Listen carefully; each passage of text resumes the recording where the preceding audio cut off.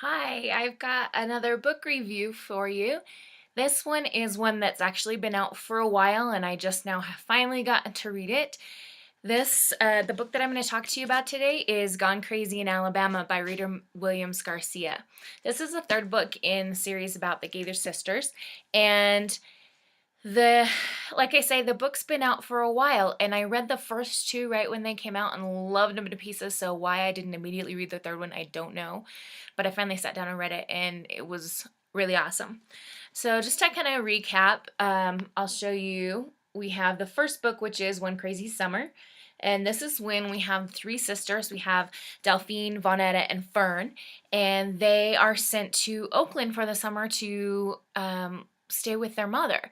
Their parents split up a long time ago, and they live in Brooklyn with their father.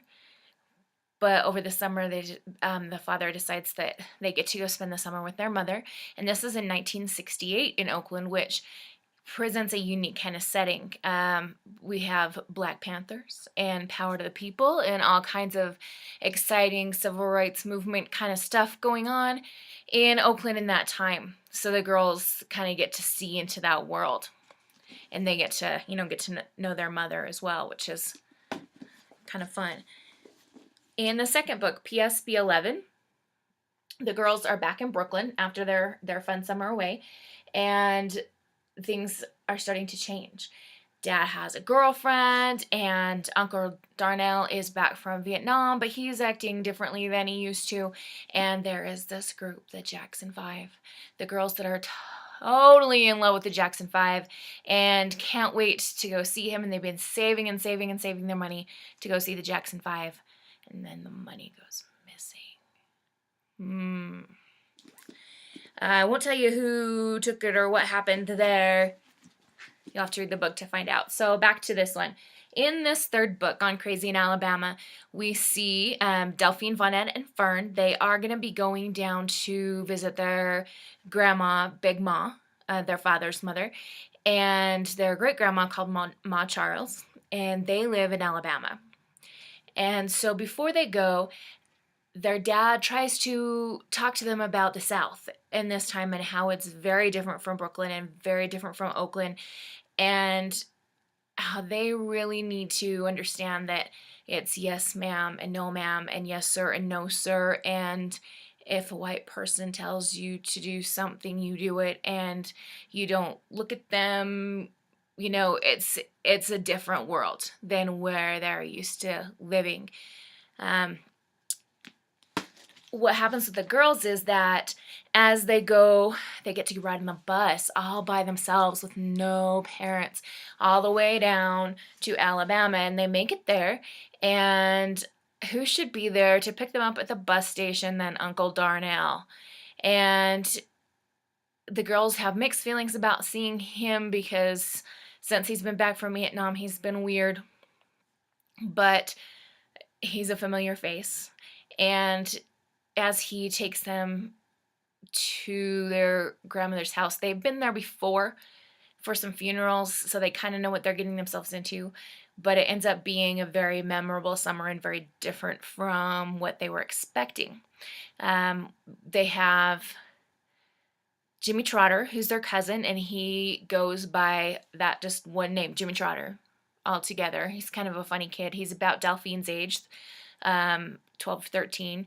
Maybe he's a little bit older than her. Anyway, they kind of become friends, and they, are back and forth between Big Ma's house and the Trotter's house.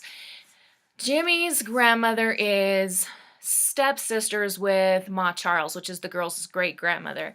And they have kind of a feud, and so they're always sending messages back and forth with the girl saying, you tell her I said this, and you tell her I said this, and she's the one that caused this feud, and no, she's the problem, and so on and so forth. And we see some family dynamics going on here that become really the focus of the story with the Gaither girls, and we hear a lot about their family history, how they have some relatives that were white due to a relative being owned by the plantation owner, but that woman was his mistress, and they had children together. So their great whatever grandfather was white, and they also find out that they have some Native American ancestors, and so that's part of the feud between the two sisters. Is should we be Native American? Should we be black? What's going on?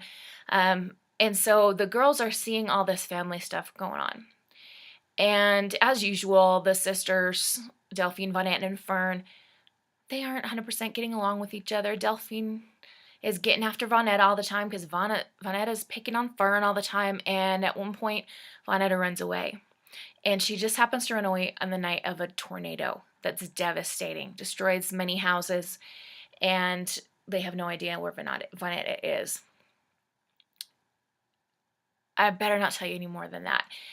You'll have to read One Crazy Summer to find out the rest of the story, the resolution to this, and you don't have to read the series in order, but it would help if you did. So just to refresh your memory, goes One Crazy Summer, PSB 11, Gone Crazy in Alabama.